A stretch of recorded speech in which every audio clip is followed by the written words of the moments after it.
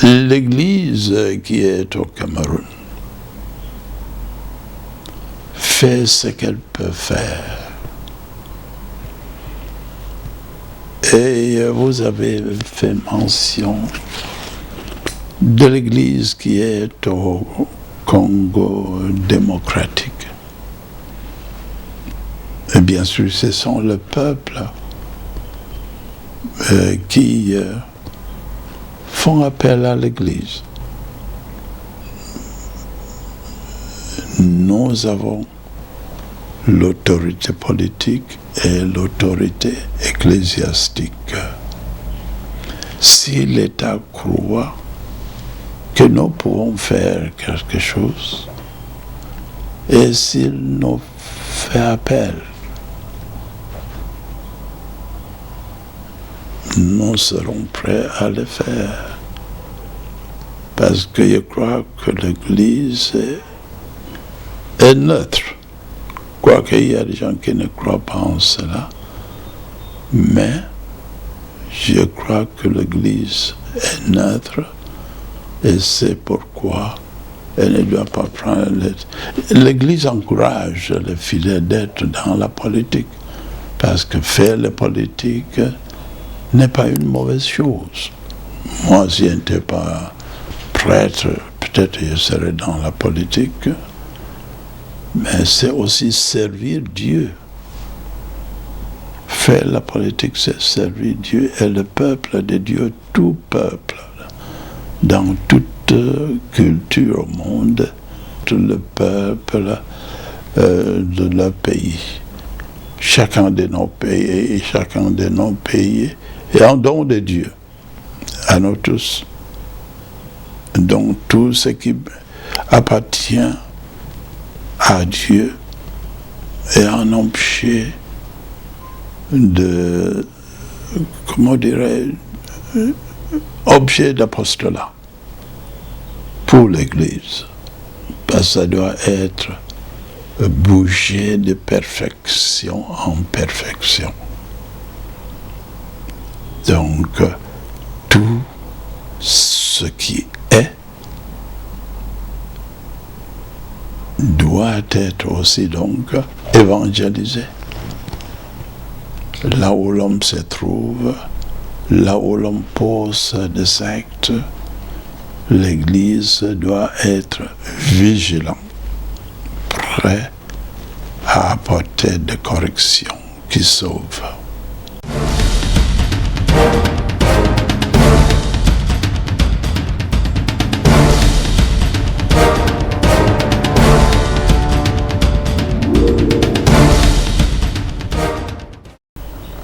Je crois de ma part que ce qui menace la paix dans notre pays,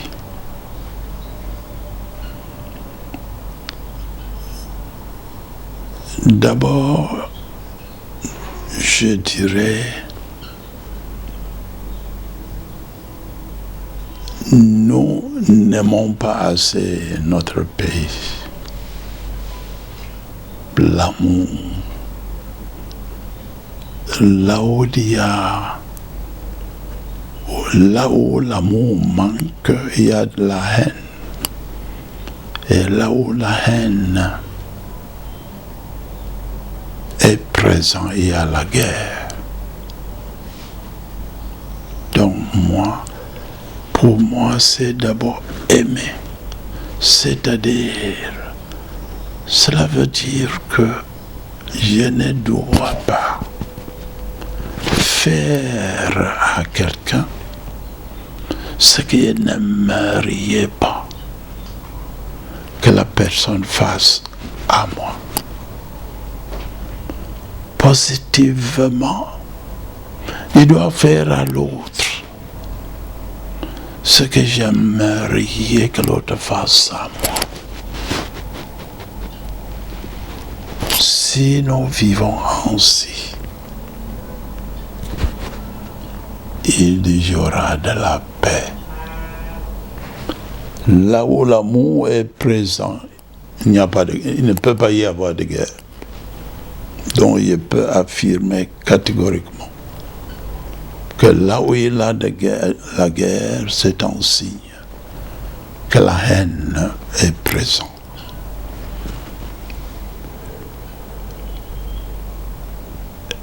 Deuxièmement, je crois aussi que il faut que nous apprenions à respecter l'opinion de l'autre.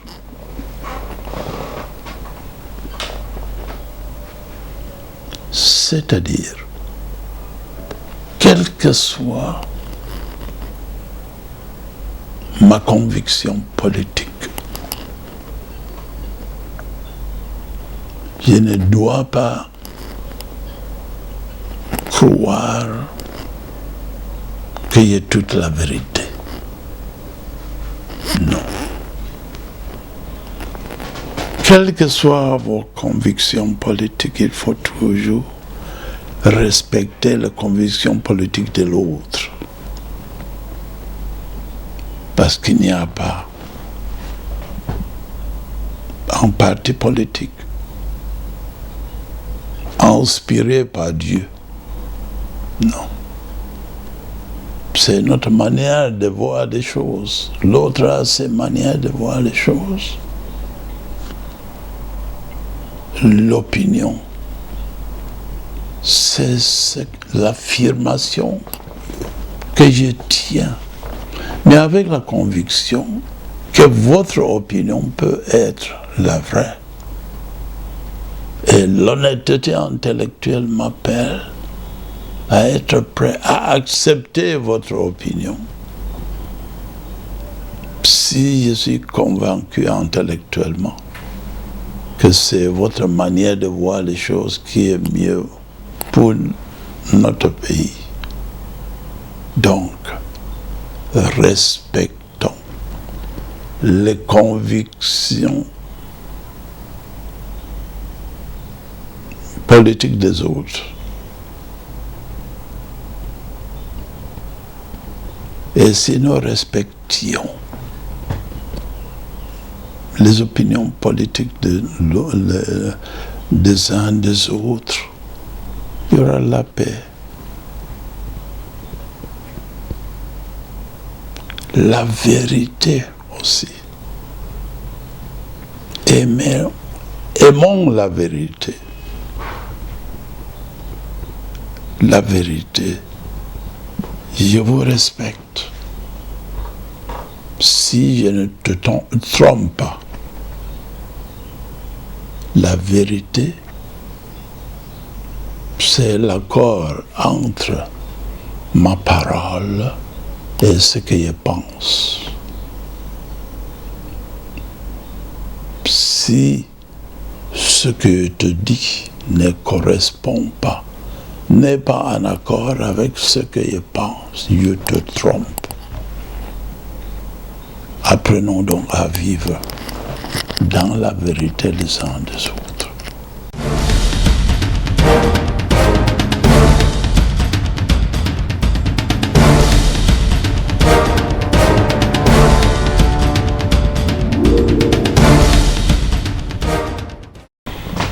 Je n'ai pas lu toutes les vérités, toutes les résolutions. Mais globalement, je croyais que c'était une bonne chose. Et pour nous, quand il dit pour nous, les anciens de quelques églises et les musulmans, c'est ce que nous voulons proposer au président de la République. Il nous a devancé. Nous avons produit un document de 400 pages de causes et de propositions de problèmes là-bas au Cameroun anglophone. Et la dernière proposition était que le président convoque une rencontre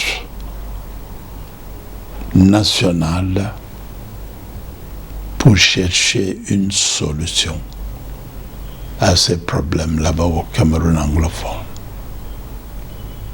Donc dans l'ensemble, nous étions contents d'abord avec la convocation de cette rencontre, et ensuite tout le monde, moi était là-bas, était invité, tout le monde disait ce qui était dans sa pensée. Ah ouais. Tout le monde. La liberté était absolue. J'ai eu quand même l'impression que c'était les ministres qui avaient peur de dire ce qui était dans leur tête. C'est l'impression qu'il y a eu.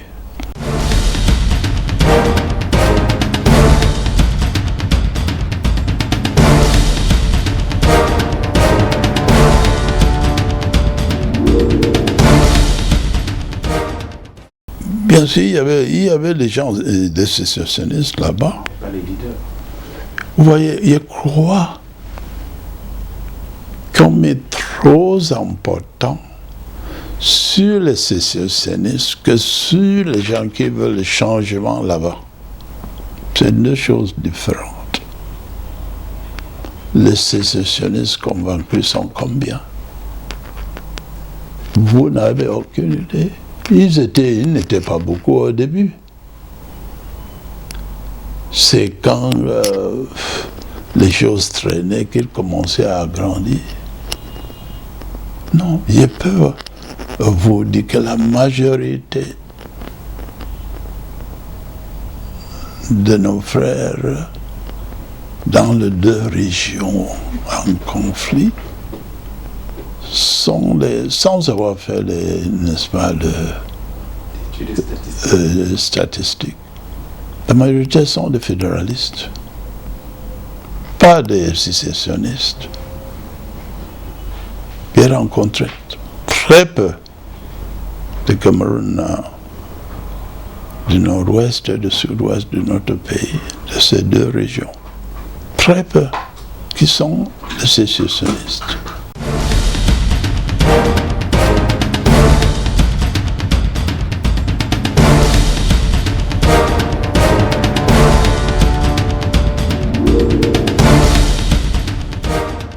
Cette affaire est là depuis, et c'est dans la Constitution qui n'était pas mise en application depuis 23 ans. C'est pourquoi je suis convaincu que si le président de la République avait veillé à ce que la Constitution de 1996, si cette Constitution était mise en pratique, nous ne serons pas là où nous sommes. Je suis convaincu de cela. Parce qu'on allait donner par cette Constitution à cet article-là. Ce n'est pas maintenant. C'est dans la Constitution de 1996. Des statuts particuliers pour cette région.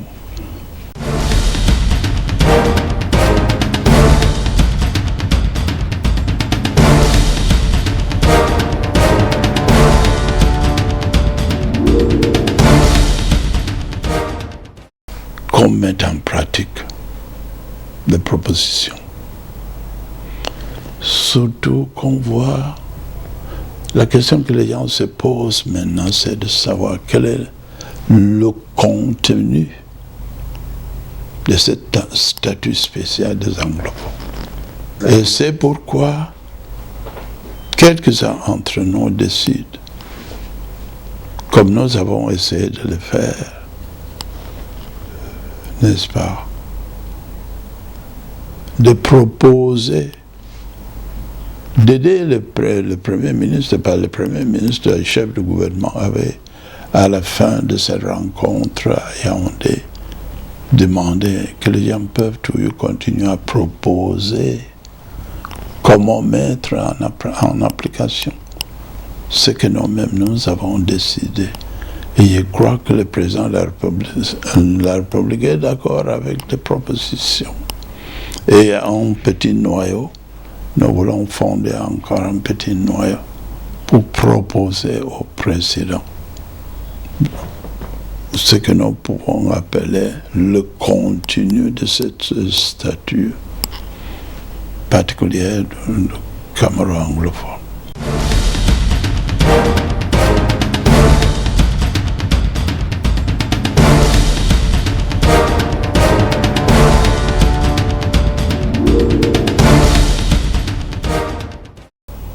Le président Paul Biya est à la tête de notre pays depuis un temps assez long.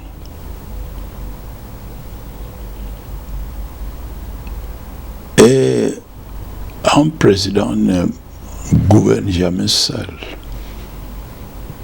Bien sûr, c'est lui qui, dans notre pays, c'est le président qui définit la politique de notre pays. C'est pourquoi ce qui ne marche pas, pour ce qui ne marche pas, il est blâmé. Pour ce qui marche,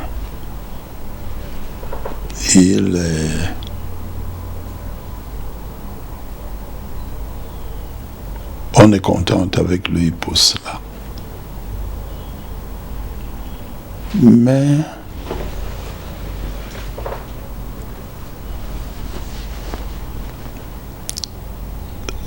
c'est très difficile d'évaluer, pour moi, les biens que ce régime a fait pour notre pays. Parce que d'abord, quand le président arrive au pays, peu après il a proclamé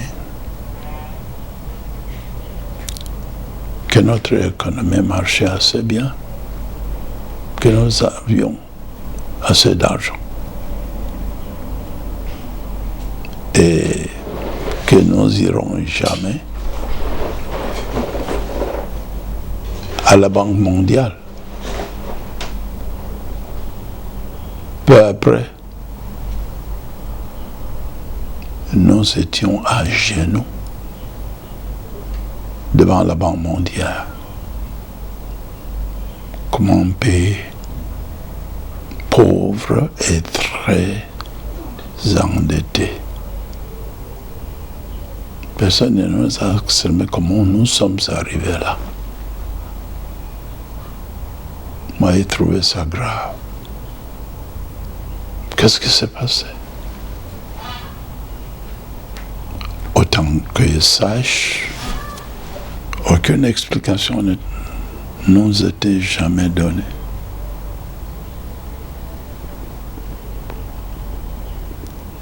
Deuxièmement, nos infrastructures routières. Je crois que nous sommes le seul pays en Afrique sans une seule autoroute. Je crois. J'ai l'impression que nous sommes le seul, même dans la sous-région d'Afrique centrale. Il y a ces signes qui montrent bien que le pays de Grand-Gol, que nous ne progressons plus.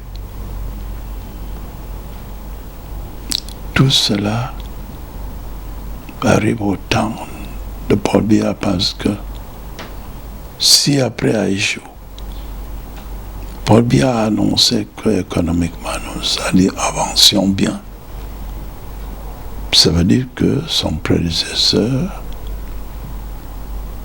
en ce qui concerne l'économie du pays, a bien travaillé. C'était un jugement en direct contre lui-même. Si maintenant nous sommes aussi pauvres,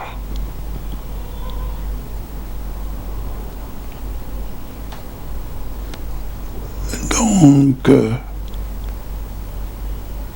en ce qui concerne la liberté d'expression, Je dois reconnaître qu'à mon jugement, le régime actuel a fait un effort. Parce que quand je lis dans les journaux les attaques contre Paul Biya, et que les journaux et les journalistes se baladent en toute liberté, je sais bien qu'au temps d'Aïjo, si vous attaquiez le gouvernement,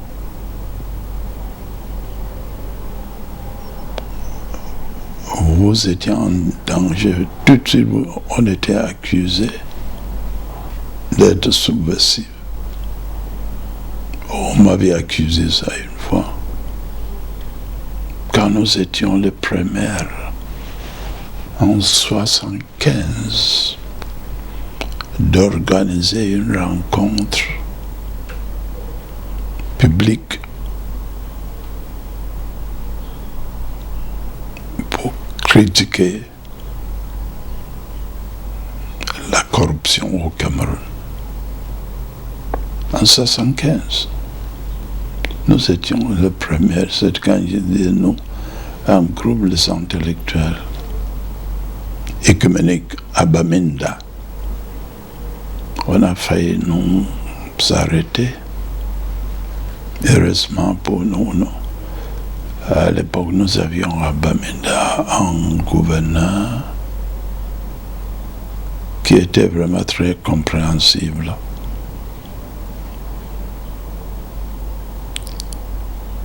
En ce qui concerne la violence, il n'y a pas la différence entre les deux régimes.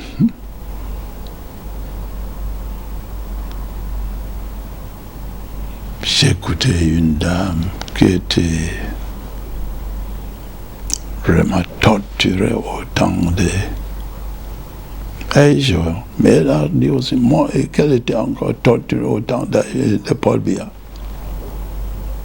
Et que pour elle,